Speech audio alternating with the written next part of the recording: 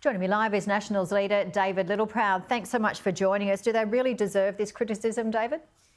Yeah, look, the Treasurer and the Prime Minister are very quick to blame the Reserve Bank of Australia, but the Reserve Bank of Australia reacts to the fiscal policies of the government. They're reacting to the actions of Jim Chalmers and Anthony Albanese. And when you've got a leading economist coming out and telling us that there's an extra $70 billion worth of spending in the budget that's putting pressure on inflation and keeping it higher longer, then the Treasurer needs to take responsibility. The RBA is simply reacting to their spending measures. And it's unfortunate the Treasurer wants to blame everybody else, but not take responsibility for the fact that our interest rates are staying higher longer. And I fear that we're now getting to a tipping point in the coming months that our economy could stall. And the only reason the RBA will have to reduce rates is because they fear the economy could fall off a cliff and unemployment could skyrocket because Anthony Albanese and Jim Chalmers have lost control of the checkbook and they've lost control of our economy. All right, you're in Canberra today leading the Federal Council for this year, a big one in the lead up to the election. What has been on the agenda today? Yeah, look, it's just to remind our delegates here that the Nationals have set the national agenda in terms of policy, whether that was initially with The Voice, our principal position coming out before everyone else, whether that's been the nuclear energy policy that we put in place that now is coalition policy, whether it be sensible vaping policy to protect children and to make sure that that excise goes into regional health and law enforcement, or whether it be taking on the supermarkets in making sure there's fairness and transparency from the farm gate to the farm plate. But what we want to make sure is that we're also looking to what needs to happen to reduce the cost of living pressure in the here and now. We need to get energy bills down as quick as we can. And the quickest way to do that is to increase supply, particularly of gas. And that gives us some short-term relief that'll drive pressure down on energy bills and also push down your costs of your food.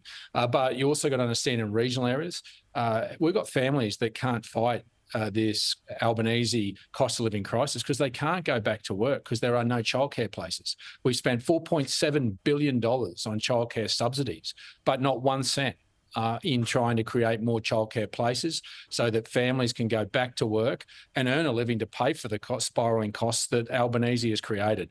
So we want to focus in on making sure that we give regional Australia those tools, and particularly childcare, along with the health professionals we need, training them in the bush, because we know if we train them in regional areas, they'll stay there, to give that amenity, to give that confidence of people coming out, contributing to regional Australia, that they'll have the best health care that they can get. So just getting back to the basics of common sense and then making sure we give that reaffirmation around things like live sheep exports. That's the first thing, the first bill that I will reintroduce is the reinstatement of it. It'll get rid of the biosecurity tax that is taxing Australian farmers to pay for their foreign competitors to bring their product through our biosecurity borders, and making sure they've got an ag visa, got the workforce they need, but we bring in the people we need, have a sensible migration policy that also not only gives us the workers where we need them, but gives young people hope that one day they might own homes to allow state and local government to get supply, build supply.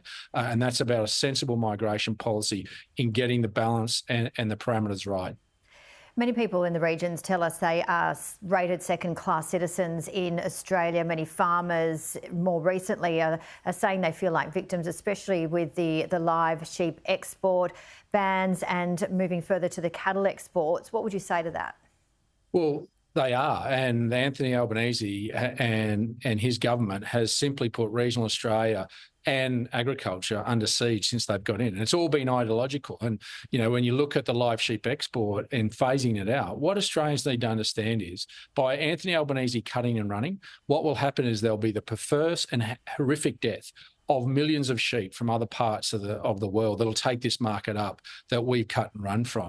And when you've got even teals like Kate Chaney in Western Australia now changing her decision around the support for banning live sheep is not, I don't think, predicated on ideology, but on a political reality that people in Western Australia have worked this out, that they're shutting down 3,000 jobs in Western Australia, 3,000 livelihoods for no scientific or economic reason. And in fact, there will be a perverse animal welfare outcome.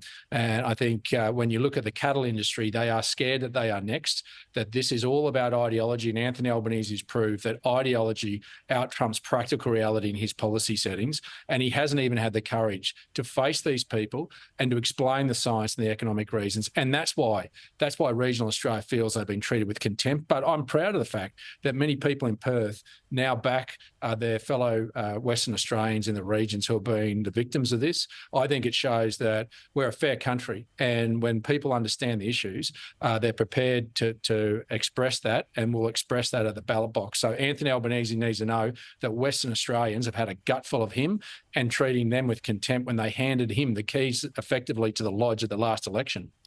Nuclear energy has been a big focus for you and the coalition. Why wasn't it such a big issue when you were in power in 2013 to 2022?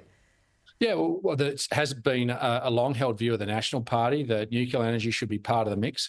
It's only been through the courage of Peter Dutton, and since he's become a leader of the Liberal Party, that we've been able to have this sensible conversation to bring the Liberal Party with the National Party on this journey. And if we want to reach emission reduction targets and have baseload power that underpins not just keeping the lights on, but keep manufacturing going, we've got to replace our coal-fired power stations with baseload power that'll do that. And zero emissions nuclear energy can do that. And it's been the courage of Peter Dutton to take the National Party's hand on this. And that is something I think the Australian people want, is they want strength in leadership to come forward and to solve the nation's problems. We'll have an energy mix that not just has nuclear with some of those coal-fired power stations, but we'll have gas and we'll have renewables. And we've had a lot of renewables come in, but they've been done where existing transmission lines are. And regional Australia doesn't want to have a future that's littered with transmission lines, solar panels and wind turbines. They actually want a different future, one where they have high-paying jobs that gives that baseload power. And if you look at the 7 locations where we've articulated we will place these plants, there isn't any huge opposition to this, because they understand their role and the opportunities this brings to their communities. And How so you expect? I think we'd be... Sorry, I was just going to say, how are you expecting to get bipartisan support? I mean, the opposition is saying, well, Labor is saying it's a delay, it's expensive. So many people are saying that we can't even have the bans lifted. Well, this is why we'll go to the Australian people and expect a mandate. And then what we will do is expect that that mandate is respected by state governments and the parliament. And I think that if that mandate's provided to a Dutton Littleproud government, we're going to get on with the job. Make no mistake, no one should underestimate our determination to get this done.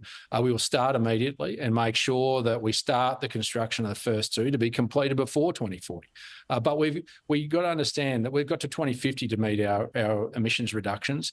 But that's why gas needs to play in the here and now of trying to drive down energy bills, of getting that in the system, because you can get new gas into the domestic supply in under 12 months. And unfortunately, we've wasted 2.5 years of demonising gas, and we'll do that in the short term. But the long term is this sensible transition that gives us that baseload power, and that also makes sure that regional Australia has a different future. When you've got Zali Steggall, who says that we want to have a 75% reduction by 2030, but then has the audacity to oppose a wind farm in her own electorate. Only 8 turbines, mind you, but no, those peasant farmers can eat cake and have all the transmission lines, all the wind turbines and all the solar panels. That's where people get angry in the bush. And unfortunately, I just say to those people in teal seats, you are supporting the most entitled politicians in the country, dripping with self-righteous sanctimony, expecting regional Australia to bear the brunt of an international commitment that we are signing up to, but we want to do differently. So I just say, please understand and listen to what we're wanting. We're signing up to it, but let us do it a uniquely Australian way. Got to wrap it up. David Littleproud, thank you very much. Thanks for having me.